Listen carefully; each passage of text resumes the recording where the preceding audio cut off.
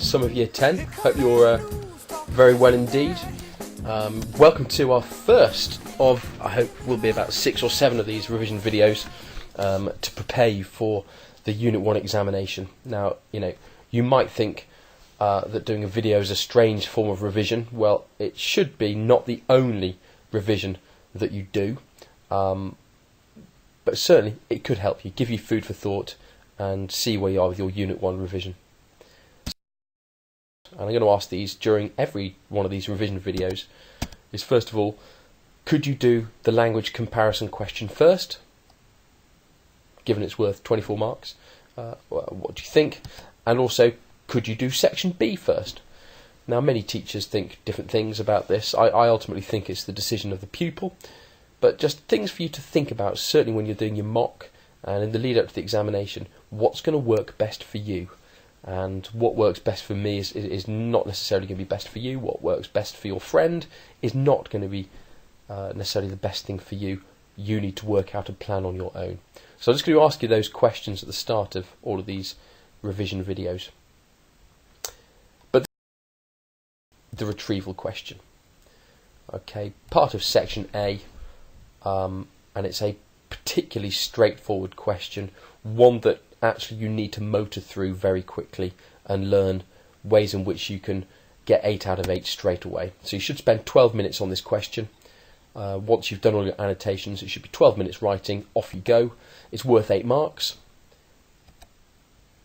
And the whole idea of the game really is to make sure you make numerous points, not the same point 8 times.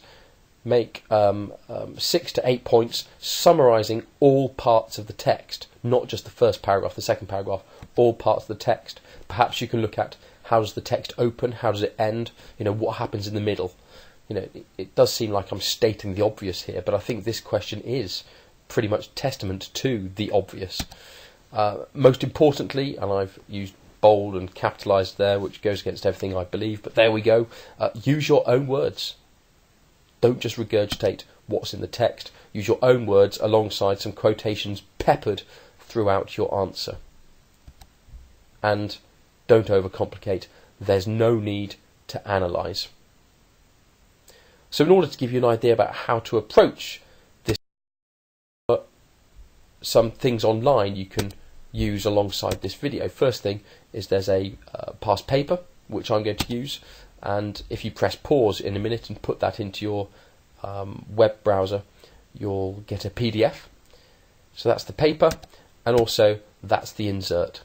So I suggest you pause this video now, take note of those addresses, and get those 2 things off the internet straight away. So pause the video now, and hopefully you've got those 2 things for you to use. Text looks like, and this is one taken from the website of the Times, from the US and Americas section, which I'm sure you all read avidly. And the question will ask you about this text. Okay, and what you will get in the summer, what do you understand about the Amazon tribe and the issues it faces? A very general, very vague question. At all points during this exam, ask yourself the question, what does the examiner want to see from me? Well, the examiner wants you to summarise the text in your own words, peppering points with quotations. So what I thought I'd do is, if you want to write down that question, so press pause again, write down the question, what I thought I'd do,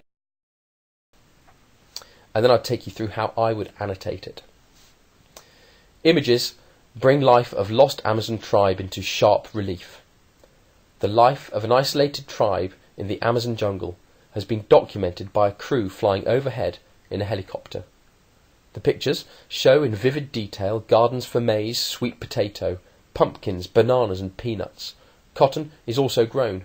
The men in the photos have cotton waistbands and some have headdresses. The Brazilian Indian Affairs Department has evidence of 29 uncontacted tribes, peoples who have no contact with the outside world in the Amazon, but believes that there could be up to 70. One theory is that tribes like this move nearer to the head of the Amazon River 100 years ago to escape a rubber production boom that enslaved many Indians. The tribe of 3,000 to 4,000 near Brazil's border with Peru are hunter-gatherers. The men, their bodies decorated with red dye, are armed with bows and arrows. They're not people who live by the river. They don't have intimacy with water. They're people from deep in the forest, and they have agriculture, said Jose Mireles, who was in the helicopter when the images were taken last June.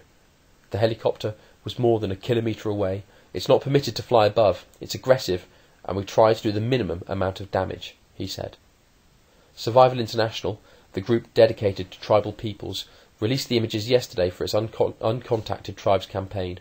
The tribe was first spotted in 2008, but had never been seen in such clarity. The detail is really clear. In the photos you can see they are remarkably healthy. You can see their gardens, their baskets full of manoic, a tropical plant from which they get flour, said Fiona Watson, Research Director and Brazil campaigner of Survival International. A lot of the uncontacted people are basically survivors who have managed to escape being colonised. They know they will only survive if they remain isolated from the outside world. It's almost certain they'll have their own language. We believe they may be part of a larger Indian group. The images show a machete and a metal cooking pot that the tribe may have got from other Indians who, in turn, have had contact with loggers or raided logging camps. Contact with the outside world is invariably disastrous for an isolated tribe. Illnesses, such as the common cold, can kill up to 50% of its population. Since 1987, the Brazilian government has had a policy of no contact with such tribes, but the tribe's isolation is increasingly threatened. Okay, well, lots of things in there, but what you need to be doing is actively reading and picking out the things that you need. So here's a few things. Firstly, I would highlight the fact it's an isolated tribe. They are on their own. That's the first thing that we understand about them. They have no contact with the outside world. Then I'd be putting things like, look, they clearly are self-sufficient. They can grow things on their own. They don't need the outside world. They have cotton as well. That's really very important. So I'm learning quite a lot about them straight away, and I'd pepper these points throughout my answer. I'd then talk about the idea that actually we learn, or one theory is that they moved there 100 years ago, perhaps to move away from this rubber production boom that enslaved many Indians. What else do I learn about them? Well, they're hunter-gatherers and they have bows and arrows. I learned that about them. They're clearly very primitive people in terms of what we expect from the position of a modern world. They don't live by the river. They have agriculture, which shows that they're fairly civilised. They have farming, but they clearly come from deep in the forest and don't live on the river as a lot of these tribes tend to do. We're told that they're remarkably healthy, which shows that they live a pretty good life. They're self-sufficient. Okay, they escape being colonised, and they know they will only survive if they remain isolated from the outside world. And then one of the main issues is, contact with the outside world is disastrous, obviously because of these diseases.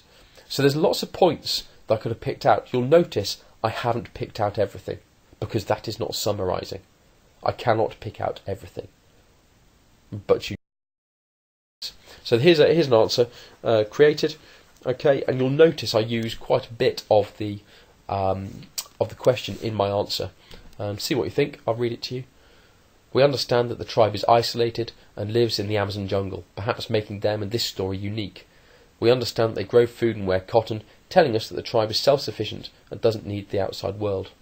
Okay, so straight away in that opening, I've probably got 2 marks or so. Although unsure as to how they got there, one theory is that they moved there to escape the rubber production boom and wanted to avoid being enslaved. They live deep in the forest, presumably to protect themselves from the outside world. Okay, so peppering points through, summarising. We understand that they have agriculture, telling us that they can provide for themselves. We are told that they look healthy, telling us that their way of life provides for them adequately. We are told that there could be as many as 70 of these tribes, and they'll only survive if they remain isolated from the outside world. One of the main issues could be fatal diseases that the outside world could bring them. We understand that they have been protected since 1997, and their isolation is endangered and threatened. So you'll see it's a summary. It's retrieving necessary information, putting it more or less into my own words, and getting 8 out of 8. It's very straightforward. Do not spend too long on this question. It is only worth 8 marks. So let's just go over some. 12 minutes on the question, it's worth 8 marks. Make numerous points, summarising all parts of the text. How does the text open and end? What about the middle? Use your own words where possible. Pepper your points with quotations, and there's no need to analyse. So look, very, very best of luck with the retrieval question. It's very straightforward.